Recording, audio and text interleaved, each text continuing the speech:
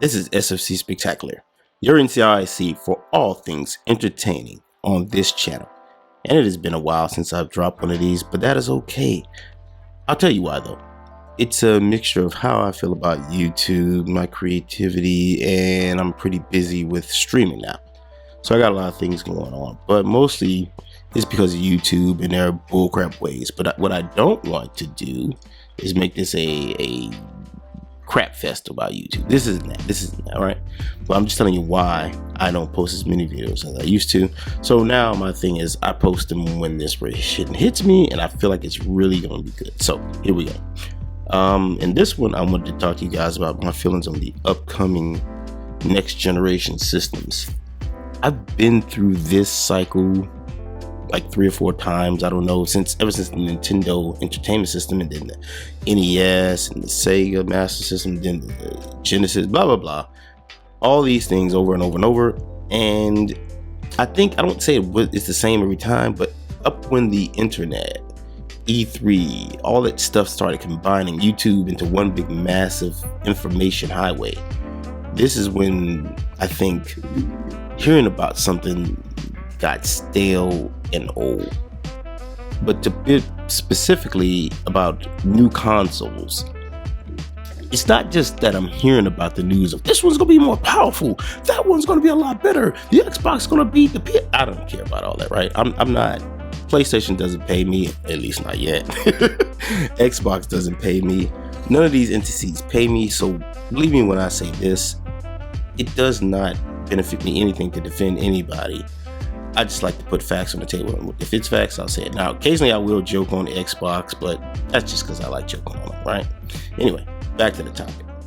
What I'm saying to you is, I don't even think that these new systems will be all that.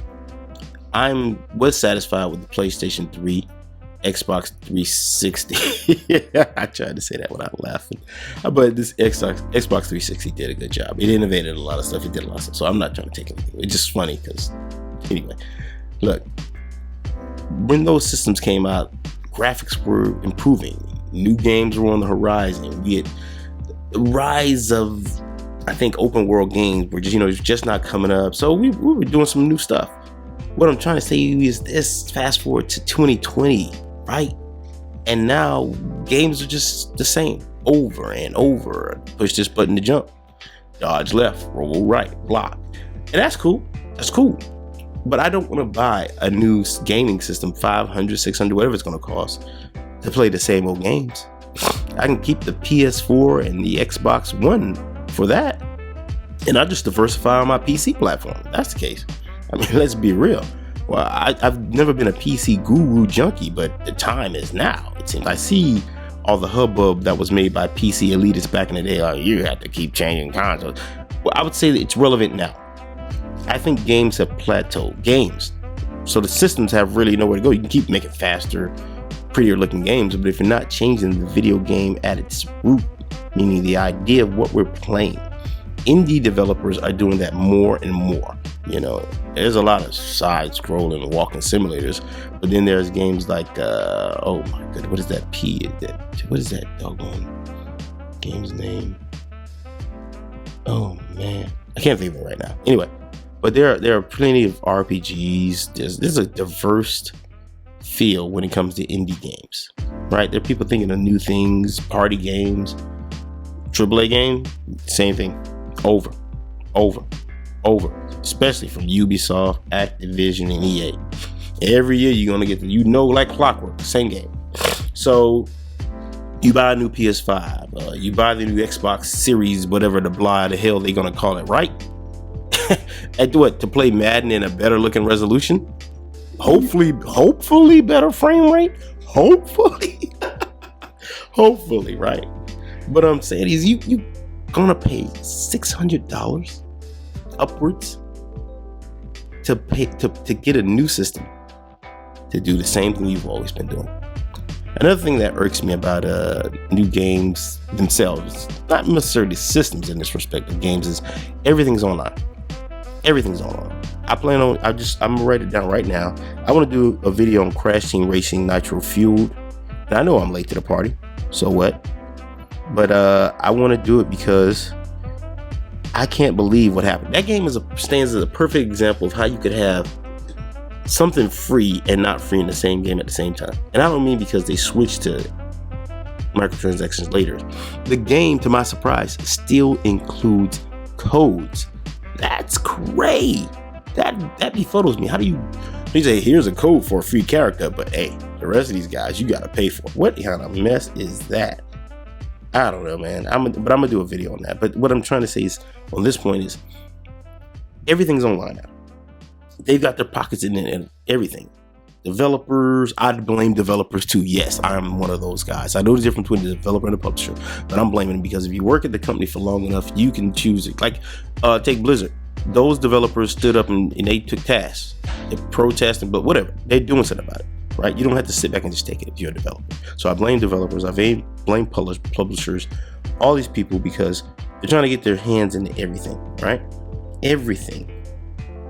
And it just kills me because Crash Team Racing, like I said, is a perfect example of that. They couldn't leave well enough alone. They had to make it online, keep themselves included in it. They had to dip their pockets in a microtransaction and tempt people, but blah, blah, blah. But most games now are online, but for no more than they can still control the video game. I put up a video a while back about Todd, how he felt about games as a service and stuff like that, and it really was an eye-opener. His biggest, to me, when it sounded like one of his biggest regrets that company is, they couldn't control your games back then. And it shows, because if you release Skyrim 50 million times, that says something. You just really want to make money on that one game, right? You're milking it to death. So why not just make one game, i.e. Fallout 76, and just keep milking it? Why not just make one game, i.e. Apex, not Apex, excuse me, not Apex Legends. That game is designed for that though, but it's free, so it gets a pass from me. Destiny 2, I just make one game and just milk it forever, as long as we can until the next installment. Copy, read, paste. Why not just make one game, Madden, NFL football, cut, paste year here, quite literally from 19 to 20, whatever year you want to do it, and just keep making money. So buy my new Xbox Series 1, buy my new PlayStation 5, and oh, by the way, just keep playing the same old Madden. Hey, it's got backwards compatibility. You can play your old games. Oh, good. I can play old Madden 1999 or whatever the hell, and still play the new one and be doing the same damn thing regardless. I could probably play Madden 2021 and play Madden 2015, and they'd be the same dang on thing. Just better graphics and faster on one. That's all. And this is what I'm talking about. This is why I don't really like the next generation platform. Like, I felt a little bit at odds about the PS4 and the Xbox One, but they function now as an all-in-one, a truly all-in-one entertainment center. You know what I mean? Whereas the Xbox 360 and the PS3, they had the online capability, but it wasn't truly integrated. You could hop from program to program in an Xbox One and a PS4, like nobody's business. You can stop a game, go here, that's pretty good. Now the next system I expected to get better, much like so, but it'd be like a PC, right? It'll be like a PC. I expected to do multitasking better, but it'll just be like a PC, I guess. You know what I mean? So what's the point? Is what I'm telling you.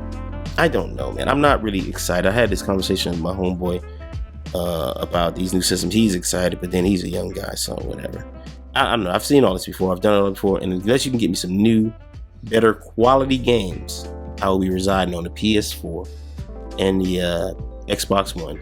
Or if I do wait till the price drop on the PS5 and I get it, then I'll just be playing old games on the PS5. What am I doing? Anyway, like I said, I'm not really motivated by these things. And those are my thoughts on that. Hey guys, if you want to give me your thoughts on these systems, you want to comment below. That's great. I'd love for you to participate in these things. Give me some incentive to make new videos here. I'll probably do it. I got new subscribers. That's great. People are trickling over from my Mixer and Twitch streams, which I advise you to go watch. You can catch me on Mixer on Mondays, Wednesdays, and Thursdays, I believe it is. I don't have a schedule for Twitch, but tune in. My name is the same everywhere. SFC Spectacular. Don't forget it. Tune in. I hear I'm pretty funny. Try to do what I can. If you want more videos here, let me know. Sound off in the comments. I'll do them. Hey guys, as usual, I thank you for joining me. I had fun making this. And as always, If you can't be good, be good at it. I'll talk to you later. Take care of yourselves. Bye.